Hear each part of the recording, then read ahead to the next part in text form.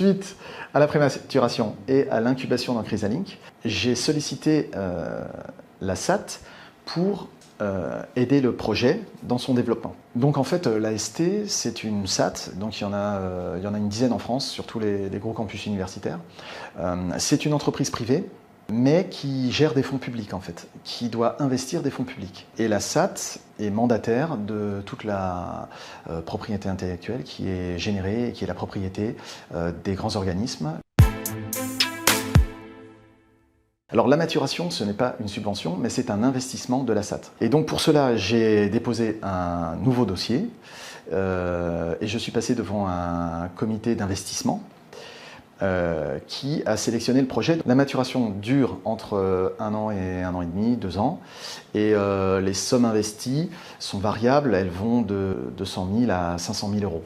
Pour que l'entreprise puisse verser des redevances à la SAT, il doit y avoir un véhicule juridique, et en général c'est le brevet. J'ai rédigé un brevet que la SAT a donné à un cabinet d'avocats pour le mettre en forme. Et ce brevet-là a été déposé donc auprès de l'INPI et il a été délivré. Et ce brevet-là, c'est le brevet sur lequel on s'appuie pour que la future entreprise verse des redevances à la SAT. Les brevets passent par un certain nombre de phases. La première chose, donc, c'est le dépôt qui définit une date d'antériorité. Des experts lisent le brevet, le remettent en cause si nécessaire par rapport à l'état de l'art. On peut répondre aux experts en modifiant les revendications si nécessaire, et puis ensuite le brevet est délivré.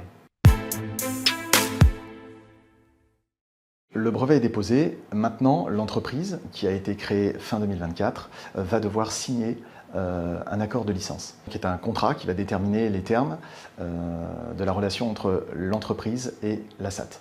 Ce qu'il faut savoir, c'est que le brevet appartient à l'Université de Bordeaux, à l'IPB et au CNRS. Et la SAT est mandataire pour exploiter le brevet. Donc l'entreprise va verser des redevances à la SAT. La SAT va conserver une partie des redevances et l'autre partie va être reversée au propriétaire du brevet, donc à l'Université de Bordeaux. La maturation, elle devait se terminer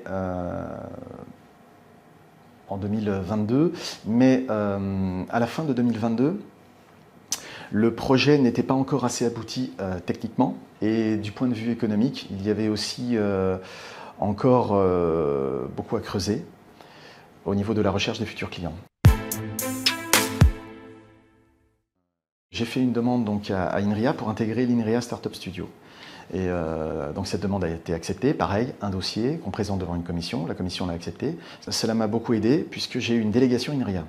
Donc jusqu'à ce moment-là, j'étais à temps plein enseignant-chercheur. Je faisais le projet en parallèle. Mais à partir de la délégation INRIA, j'ai pu me mettre à 100% sur le projet. Donc durant l'année au Startup Studio, ça a été une année donc, où on a fait la prospection commerciale, où j'ai suivi encore d'autres formations et où on a continué le développement. En particulier, j'ai pu recruter une personne qui a été salariée de l'INRIA, donc, qui a travaillé sur le projet, et j'ai aussi pris 2 stagiaires, enfin 3 stagiaires, pour travailler sur le projet.